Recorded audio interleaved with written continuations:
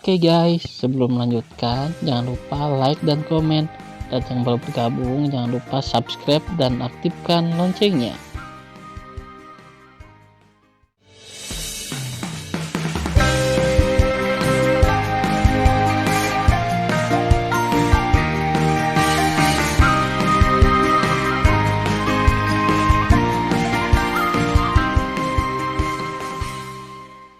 Episode 4.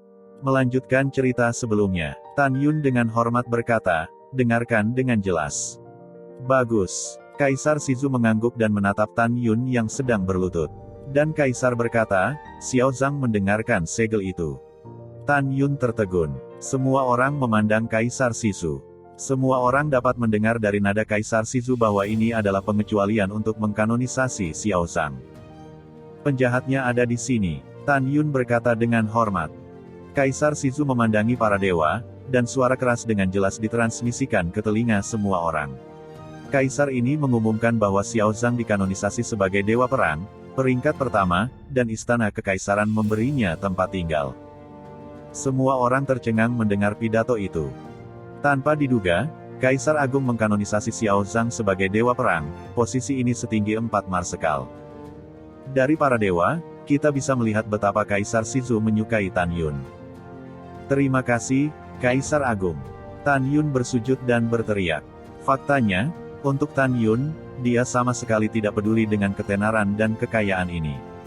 "Ya," Kaisar Shizu berkata sambil tersenyum, "Dewa Perang, saya mengizinkan Anda untuk tidak pergi ke memasuki barak sebelum kekuatan mencapai ranah Tao. Tujuanmu di masa depan adalah berlatih dengan seluruh kekuatanmu." Tan Yun berkata, "Itu adalah Kaisar Agung. Bangun." Kaisar Shizu meminta Tan Yun untuk bangun, menatap para dewa dan berkata, "Kaisar mengumumkan bahwa dia akan menunangkan putri ketujuh dengan dewa perang dan menikah di lain hari." Seperti yang dikatakan Kaisar Shizu, sorakan para dewa muncul di benak baik di kuil Tao Tongtian di kota maupun di pegunungan di luar kota. Di mata para dewa, Tan Yun, putra surga yang disukai, dan Yu Yunxi, putri ketujuh, adalah pasangan yang sangat cocok. Di lantai atas gedung dewa, Kaisar Shizu mengangkat tangannya sedikit, dan ada keheningan di lapangan Tao Tongtian. Kaisar Shizu memandang Helian Mengde dan berkata, "Pengorbanan besar, Anda dapat memilih hari yang baik." "Ya, bawahan mengerti." Helian Mengde tersenyum. "Tunggu sebentar." Tiba-tiba, Yu Yunxi membuka mulutnya. "Sier, ada apa?" Kaisar Shizu mengerutkan kening. Yu Yunxi menyesap bibirnya dan berkata, "Ayah, jangan terburu-buru menikah. Putriku masih ingin tinggal bersama ayah dan lebih sering menemanimu." "Ayah, bagaimana menurutmu? Ketika putriku dan Xiao Zhang memutuskan kapan akan menikah, bisakah kita menikah lagi?" Kaisar Shizu tersenyum dan berkata, "Bagaimana bisa dilakukan?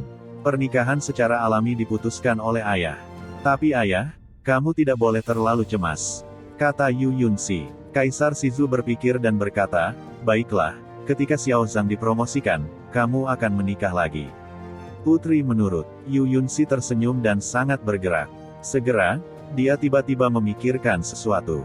Roknya terbang dan jatuh dengan gembira di platform pertempuran. "Ada apa, putri ketujuh?" tanya Tan Yun. "Sekarang kamu bisa memanggil namaku di depan umum." Yu Yunxi berkhotbah. Tan Yun tersenyum dan berkata, "Yunxi, ada apa?" "Xiao Zhang, aku akan memberimu hadiah besar." Yu Yunxi tersenyum.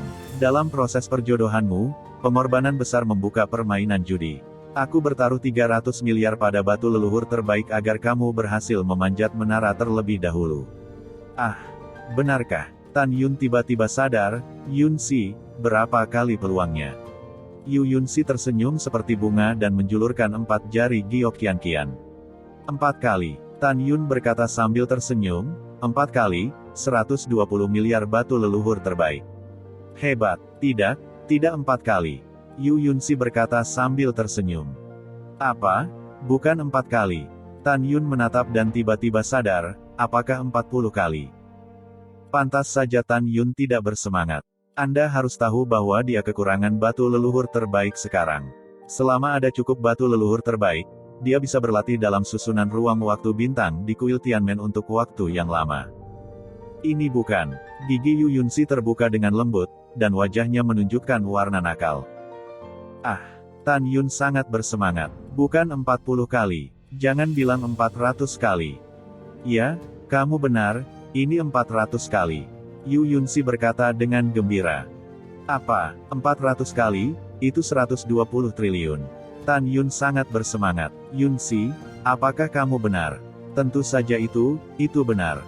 Saya tidak percaya Anda meminta pengorbanan besar. Yu Yunsi tersenyum, terutama bergerak. Tan Yun memandangi Helian Mengde di gedung dewa dan bertanya, apakah yang dikatakan Yunsi benar? Batuk, sebuah garis hitam muncul di otak Helian Mengde dan berkata, Tuan Senwu, apa yang dikatakan putri ketujuh itu benar. Saya benar-benar kehilangan 120 triliun. Hahaha, Tan Yun tidak bisa menahan tawa dan melihat Helian Mengde dan berkata, terima kasih banyak. Tuan Senwu tidak perlu sopan. Kamu pantas mendapatkan ini. Helian Mengde tersenyum dibuat-buat. Dengan lambaian tangan kanannya, cincin leluhur terbang dari lengan bajunya dan tergantung di depan Tan Yun. Dia berkata, Tuan Senwu, 120 triliun batu leluhur kelas atas, saya telah menyiapkannya untuk Anda. Semuanya ada di dalam, Anda dapat menghitungnya.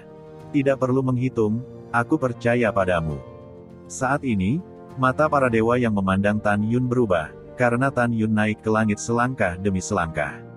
Dia tidak hanya menjadi tunangan putri ketujuh, tetapi juga Senwu atau dewa perang dari dinasti leluhur Sisu. Dia memiliki status tinggi dan sejajar dengan 4 marsekal. Setelah Helian Mengde mengangguk, dia melihat ke samping ke arah Daoxing Dazun dan berkata, saudaraku Daoxing, aku berhutang padamu batu leluhur terbaik. Kita akan membicarakannya nanti. Aku akan memberi kompensasi kepada orang lain untuk batu leluhur terbaik terlebih dahulu. Oke, tidak masalah. Ketika Daoxing Dazun tertawa, dia tidak tahu apa yang dia pikirkan. Ada sentuhan kejahatan di matanya yang keruh. Belakangan, Helian Mengde membayar batu leluhur terbaik Miao Qingqing. Pada saat ini, Kaisar Sizu bangkit dari tempat duduknya, menatap para dewa dan berkata, persaingan untuk kerabat telah berakhir. Saya menggunakan kesempatan ini untuk mengumumkan hal penting lainnya. Semua orang mendengarkan. Dengan kata-kata Kaisar Agung Sizu, Helian Mengde, Marsekal, Senwu Tan Yun, serta pangeran dan selir tidak berlutut, jenderal yang tersisa, penguasa kota, dan dewa berlutut satu demi satu. Kaisar Sizu tidak diragukan lagi berkata, belum lama ini, Kaisar Dongsu, Kaisar Nansu, Kaisar Beizu dan Sekte Elysium menekan Kaisar Agung ini untuk menemukan keberadaan dewa kuno yang abadi. 4 kekuatan teratas mencurigai bahwa Protos kuno yang abadi bersembunyi di dinasti leluhur kita di benua Sisu. Agar tidak terlibat oleh Protos kuno yang abadi, Anda harus menangkap mereka hidup-hidup setelah Anda menemukan keberadaan Protos kuno yang abadi. Apakah kamu mengerti?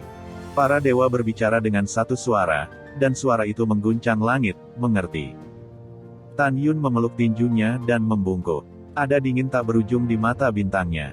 Dia mencibir di dalam hatinya dan berkata, 3 leluhur agung, Sekte Elysium, tunggu aku.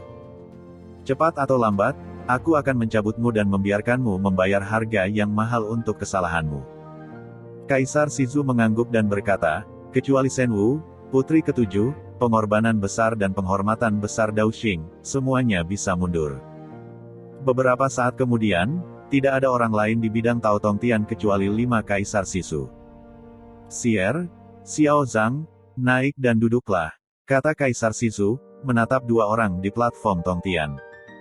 Tan Yun dan Yun Zexi melayang ke udara dan mendarat di lantai atas gedung dewa. Kaisar Sizu memandang Daoxing dan berkata, sekarang semua orang sudah pergi, beritahu saya, bagaimana Anda akan melakukan pengorbanan besar untuk melunasi hutang.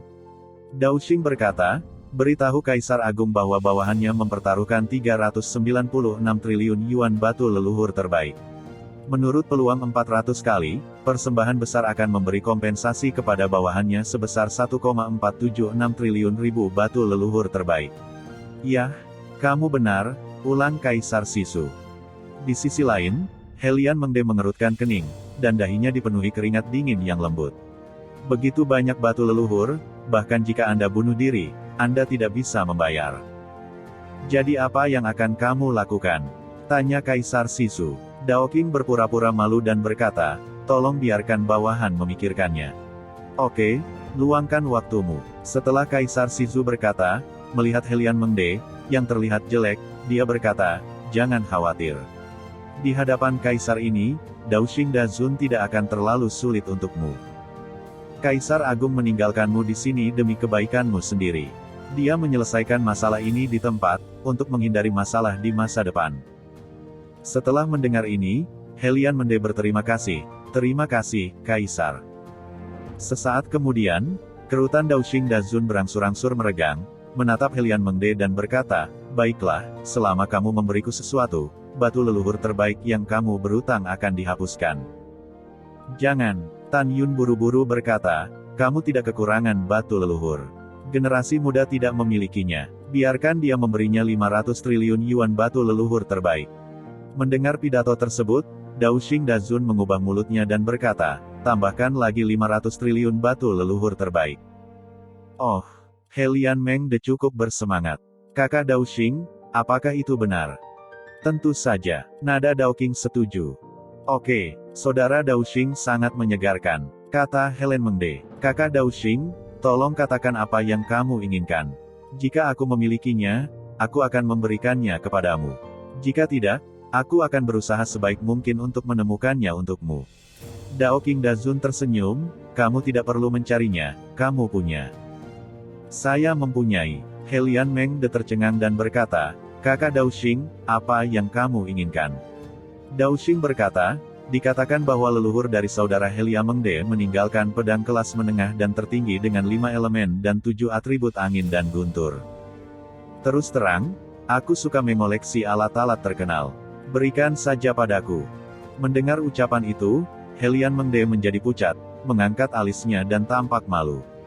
Dia memohon, saudara Daoxing, tolong ubah syaratmu. Pedang suci ini adalah peninggalan leluhur keluarga Helian kita. Aku tidak bisa memberikannya padamu. Kakak Daoxing, apa lagi yang kamu inginkan selain pedang ini? Aku berjanji segalanya. Mendengar pidato itu, Daoxing Dazun menggelengkan kepalanya dan berkata dengan tidak senang, saudara Helian, saya tertarik dengan pedang ilahi Anda karena saya memikirkannya. Saya benar-benar tidak menyukai hal-hal lain. Aku tidak mempermalukanmu, aku hanya mengajukan syarat. Kakak Helian, kamu harus mencari tahu berapa banyak kamu berutang padaku untuk batu leluhur terbaik. Meskipun pedang dewa leluhurmu bermutu tinggi, tapi nilai di pasaran bahkan tidak sebanding dengan 10 pedang. Setelah mendengar ini, Helian Mengde tampak bingung, saudara Daoxing berkata dengan sangat baik, tapi... Tidak ada apa-apa, tapi... Daoxing menyela, jika kamu tidak mau, itu masih batu leluhurku. Berikan padaku dalam waktu 1 bulan. Ini, Helian Mengde berkata, tapi hatinya terbakar amarah. Dia curiga bahwa Daoxing Dazun telah merencanakan untuk memainkan pedang leluhurnya. Memang, ketika Daoxing Dazun mempertaruhkan semua uangnya, dia memikirkan pedang leluhur Helian Mengde. Kaisar Shizu di satu sisi mengerutkan kening dan pada akhirnya tidak mengatakan apa-apa. Kakak Helian, aku tidak bermaksud memaksamu. Daoxing berkata, kamu punya 2 pilihan. Kamu bisa melakukannya sendiri. Setelah terdiam untuk waktu yang lama, dia menarik napas dalam-dalam dan membuka mulutnya. Pedang ilahi kuno yang tampaknya biasa terbang keluar dari mulutnya dan tergantung di depan Daoxing. Selanjutnya, ia memberikan 500 triliun yuan lagi dari batu leluhur terbaik. Daoxing Dazun tersenyum dan memasukkan pedang dewa dan batu leluhur ke dalam cincin. Kemudian, dia membungkuk kepada Kaisar Shizu dan berkata, jika tidak ada yang lain, bawahan akan pergi dulu. Yah, ayo pergi. Kaisar Shizu tersenyum. Tuan, aku akan pergi denganmu. Yu Yunxi tersenyum, memegang lengan Daoxing. Bagus. Daoxing Dazun menjawab. Kemudian, dia terbang di Aula Tongtian Tao bersama Yu Yunxi dan Tan Yun dan terbang menuju gerbang kota kekaisaran. Dalam perjalanan, Yu Yunxi cemberut dan berkata dengan tidak puas, Tuan, saya tidak bisa mengetahuinya. Meskipun pedang dewa yang diabadikan di aula besar adalah leluhur dan kelas tinggi, itu berbeda dari atribut Anda. Apa yang harus dilakukan kamu lakukan dengan pedang patah ini? Mengapa tidak meminta batu leluhur terbaik darinya? Tan Yun juga penuh keraguan. Daoxing Dazun berhenti terbang. Dengan lambaian tangan kanannya, dia mengatur penghalang isolasi suara. Setelah itu, matanya yang keruh menunjukkan warna yang menyeramkan. Tentu berguna bagiku untuk meminta pedang leluhurnya. Menjadi seorang guru sama dengan kekuatan Helian Mengde. Alasan mengapa dia tidak pernah menyerangnya selama ribuan tahun adalah karena pedang leluhur keluarga Helian. Dengan pedang leluhur, Helian Mengde dapat meningkatkan kekuatannya hingga 30%. Oleh karena itu, saya tidak berani bertindak gegabah sebagai seorang guru. Tapi sekarang berbeda, pedang leluhur sudah tidak ada lagi di tangannya. Aku khawatir dia tidak akan berhasil sebagai guru. Sekarang jika kamu ingin membunuhnya, hanya satu kesempatan. Mendengar pidato itu, Tan Yun berpikir, kamu telah merencanakan sejak lama. Sejak kamu bertaruh, kamu memiliki gagasan tentang pedang leluhur keluarga Helian. Itu benar, mata Dao Xing sangat tajam. Helian Mengde dan Zulong, wakil pemimpin istana dari kuil Tianmen, membunuh kakak laki-lakiku. Aku harus membalaskan dendamnya. Hitung aku. Tan Yun berkata dengan tulus, pendiri wilayah bintang 4 seni juga setengah dari tuanku. Aku tidak akan berpangku tangan untuk balas dendamnya. Pada saat ini, tiba-tiba, suara seorang wanita yang akrab dan marah datang dari kehampaan di belakangnya, Xiao Zhang. Bagaimana suara Miao Qingqing? Tan Yun mengerutkan kening dan tiba-tiba menoleh ke belakang, tetapi Miao Qingqing, seorang wanita yang menyamar sebagai pria, terbang ke arahnya.